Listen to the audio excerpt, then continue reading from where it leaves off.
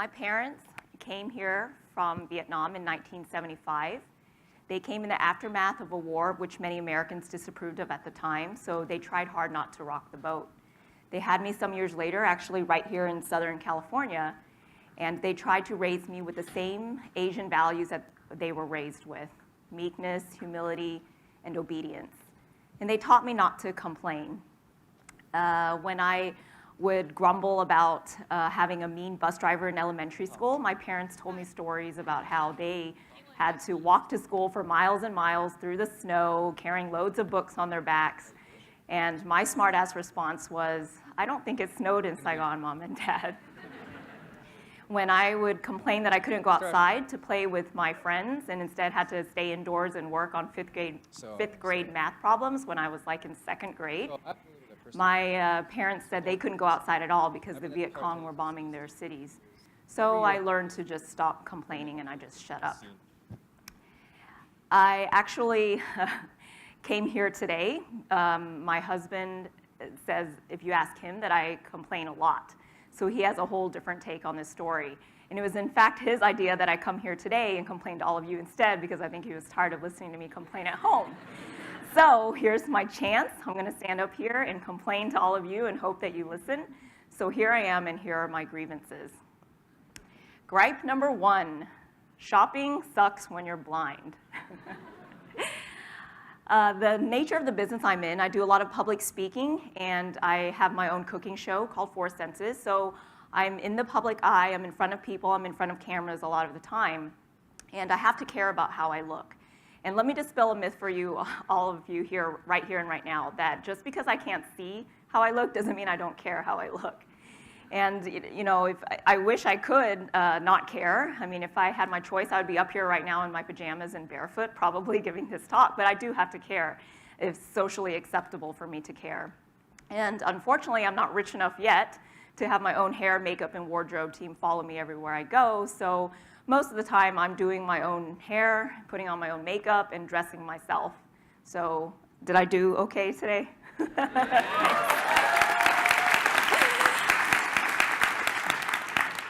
Before I lost my vision, I read a lot of fashion magazines, and I loved to shop. And these were probably habits that I picked up from my mom, who actually turned an entire room of our 3-bedroom home when I was growing up into her own personal walk-in closet.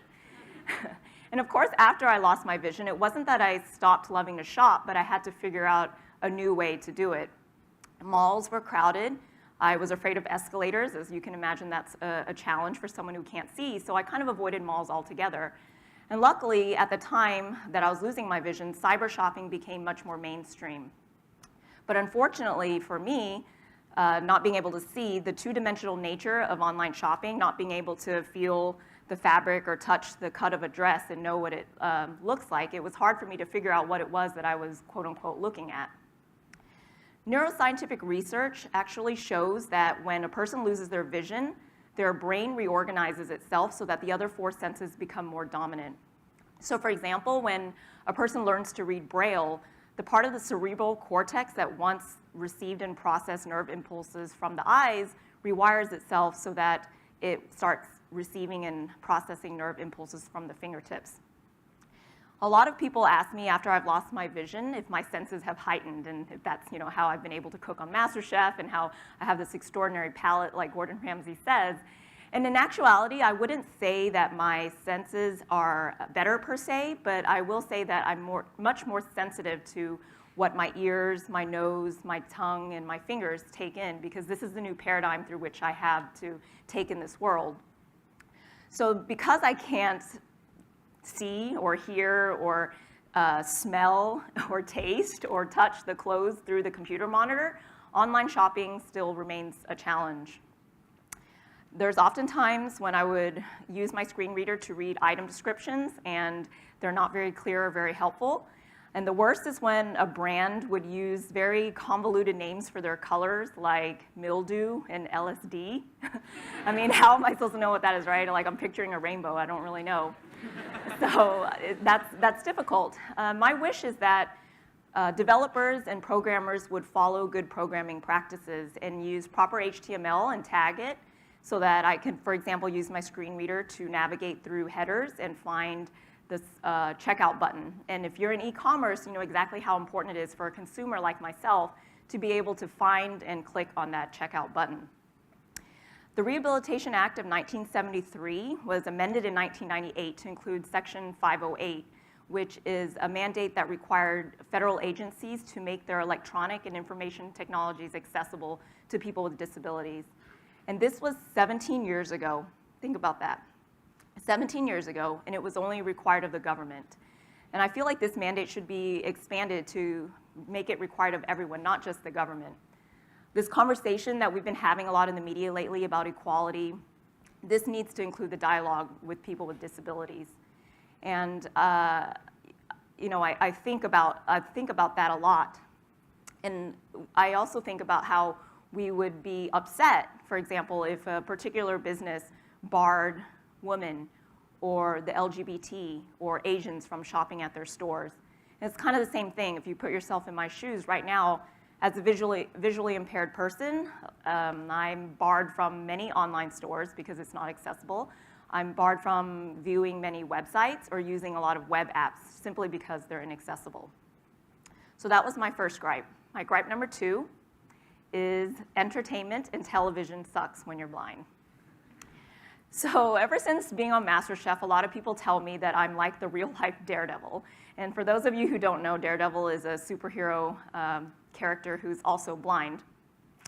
And I haven't read a comic book in years, but when Daredevil came out on Netflix last month, I decided to sit down and try to tune in because I kind of wanted to see like who this dude was that everyone kept comparing me to. So I tried to watch it. And it was difficult for me to follow because there's a lot of action going on. It was hard for me to figure out like whose voice belonged to whom, and I was annoying my husband because I kept talking over the show. And it was just very difficult. And I wasn't the only one that noticed this irony. The fact that here I was, someone who's blind, and I couldn't follow a show or enjoy a show about another person who is blind. And there was a petition that I'm sure some of you have heard about that was created after the season premiered, and it was about wanting to make Netflix to make the show accessible by adding audio description.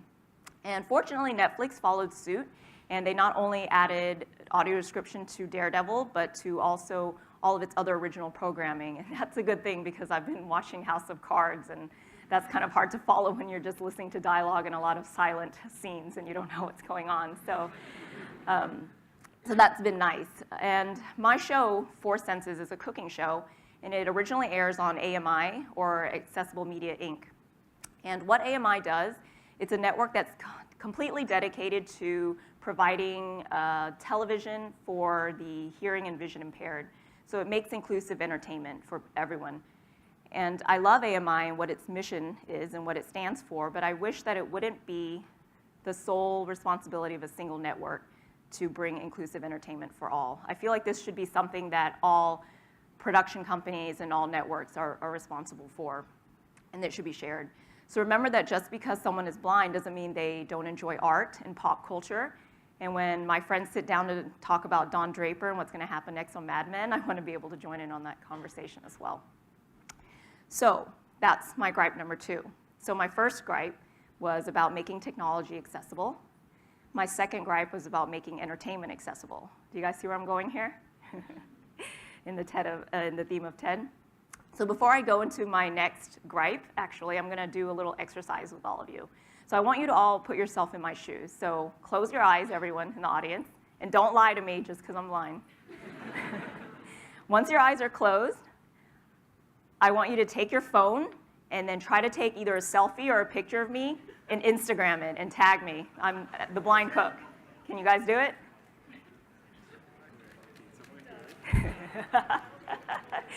Welcome to my world, guys. Anyone?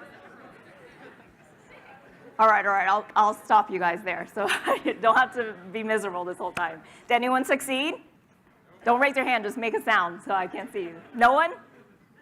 All right. Now you know what it's like to live in my world. So my third gripe number 3. This world is not designed to include the blind. As you just experienced and learned, social media is very difficult for not being able to see. And I'm actually very active on social media. That's how I stay in touch with my fans. That's how I let people know what I'm doing. It's difficult. Even coming here to do this talk, you saw me walk on stage with my cane, and I was being guided, and it was hard not to fall, make sure I don't fall in these heels, and make sure I find this circular rug that I'm on, and make sure I'm facing the audience, and that's difficult. Even traveling here to San Diego from my hometown of Houston, that was difficult. Next time you're at an airport, put yourself in my shoes and close your eyes and see how you can get through security checkpoint without leaving anything behind or having people annoyed with you for being a little slower. And then try to find the public restroom in the airport with your eyes closed, and then try to find a stall, and try to find the toilet paper, put the seat cover down, and find the flusher, all with your eyes closed. And you know that when you can't see, you're imagining the worst, that everything's like covered in feces, right?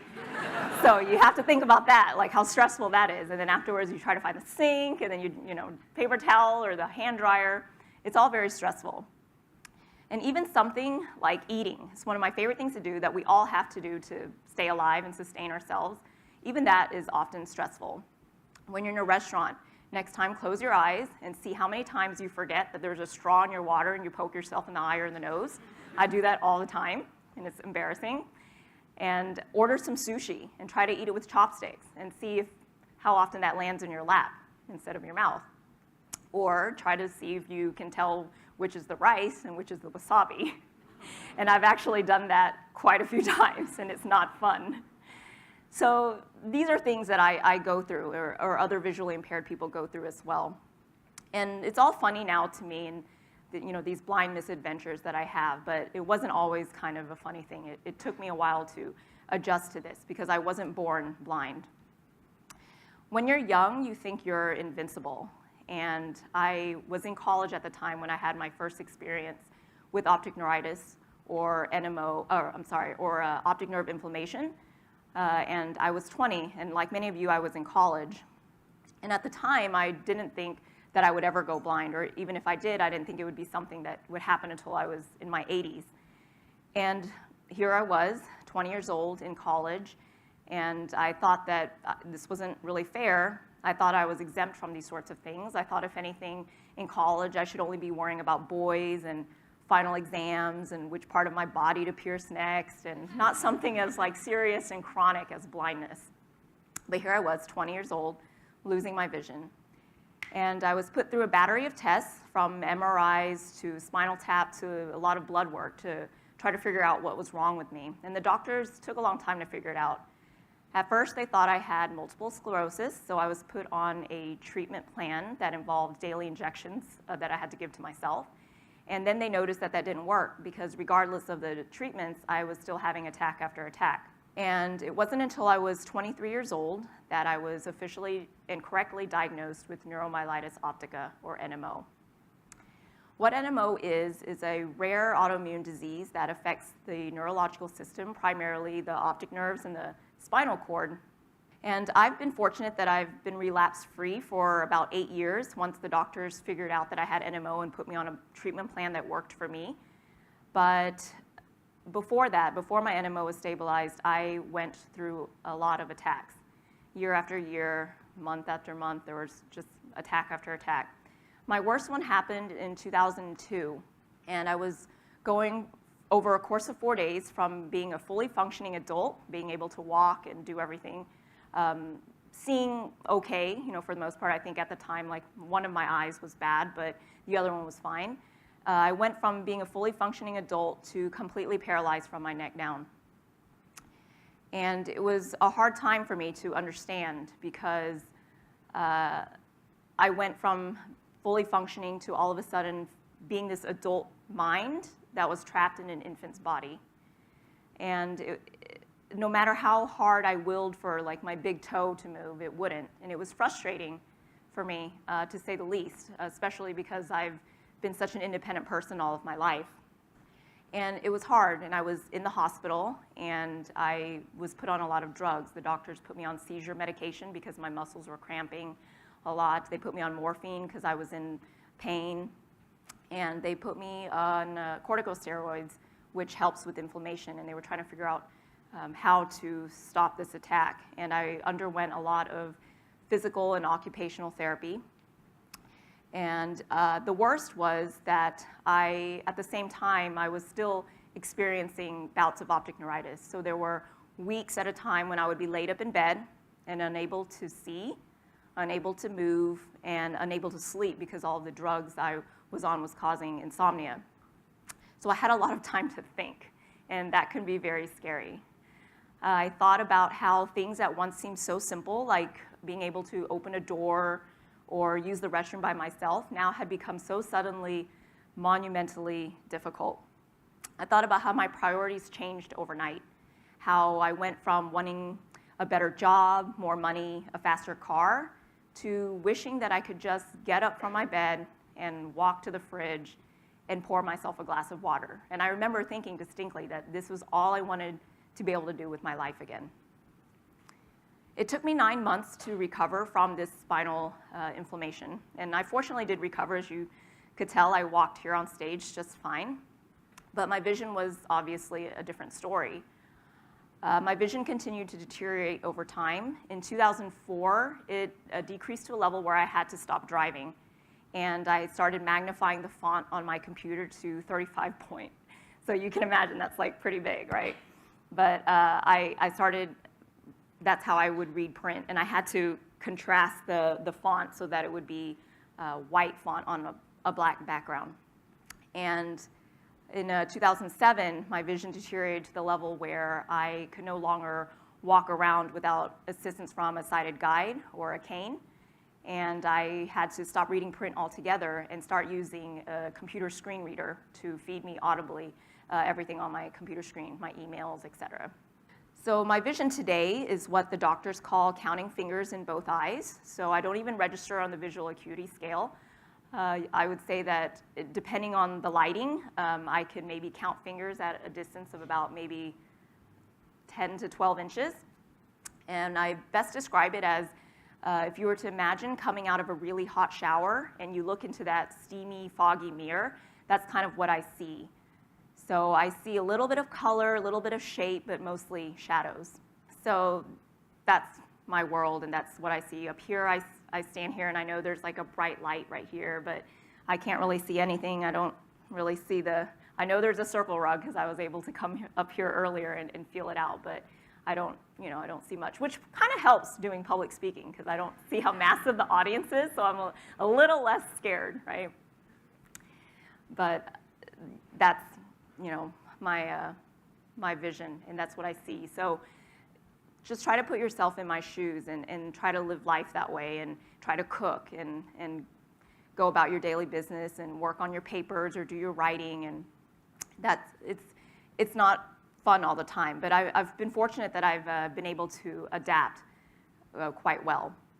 NMO is something that has affected me a lot, obviously, and I stand here and tell you this story, and it's rough, and it's a personal story of mine, and I struggle with it sometimes to just tell this story, and it makes me nervous because I don't know how people will take it. But I want you to remember that NMO and blindness or disabilities are not things that everyone is exempt from. And life is very difficult sometimes, and life is ever-changing, and aging is inevitable. And I want you all to think about, I know that you may not be able to relate to my gripes that I have up here today and relate to my own personal life experiences, and I know you probably can't relate to my blindness, but remember, and this may sound a little bit depressing, but remember that we are all not just abled or disabled, but we're all just temporarily abled. Because like I said, aging is inevitable, life is inevitable, and life is surprising. And disability or blindness can affect our parents, our grandparents, our children, our best friends, and ourselves. So when that time comes, don't you want this world to kind of be ready and designed for you? Okay, I'm not going to keep going depressing, okay? So I'm going to try to pick it up a little here. My husband actually asked me recently if I could have my vision back and go back, but I had to go back to living the life that I had before, would I? And the answer that may surprise you is I said no. And the reason I say no is because NMO and blindness have taught me that it's okay to ask for help sometimes. And more than often than not, people are always willing to help. NMO and blindness have taught me that it's okay to do what you love and to do what you're good at. And I've been given that opportunity, fortunately. And NMO has taught me that you should live life fearlessly. And I've actually gone skydiving and picked up snowboarding after I lost my vision. And my philosophy in life now is that you really can't fear what you can't see. So it's taught me to be fearless. And it's taught me that I should live life unapologetically. And most of all, though, I think what disability has taught me is compassion. And being an only child growing up, I was selfish. And now I'm much more compassionate. And it's given me this platform to advocate for women, for ethnic minorities, for artists, and for the differently abled. And I'm fortunate and I'm blessed to be able to stand here and talk to all of you about those issues that I think we will all face one day. Like I said, I know that this doesn't necessarily affect a lot of you now, but like I said, we're all just temporarily abled, so remember that. I'm here to be able to advocate for that and to make you guys all think about what it's like to live in my shoes. And when you see people, try not to think of them as disabled, people like me who are visually impaired, but think of them as differently abled. And I find that another thing that I've really learned from my NMO and my blindness is that at the end of the day, we are all different on the outside, but we're very much the same on the inside. And we all have the same human desires to be loved and to be respected and to be understood. And so in one way or another, we are all in search of this inclusivity. And I think that's important, and to remember that we're all in search of inclusivity and we're all humans. My parents came here to the United States with hope because they were hopeful that their lives would be better. And while I'm sure that that didn't include having a daughter that would eventually be diagnosed with NMO or lose her vision, I'm also willing to bet that they didn't expect to have a daughter win MasterChef and to be standing up here one day to give a TEDx talk. So I guess it all evens out in the end, right? But my parents were hopeful, and they instilled hope in me, and that was probably the most important value that they instilled in me. And I'm still hopeful in spite of all the gripes that I've given all of you today standing up here. I'm hopeful that my talk will motivate you to see the world as the blind do, and my hope is that you too will see that it's an idea worth spreading. Thank you.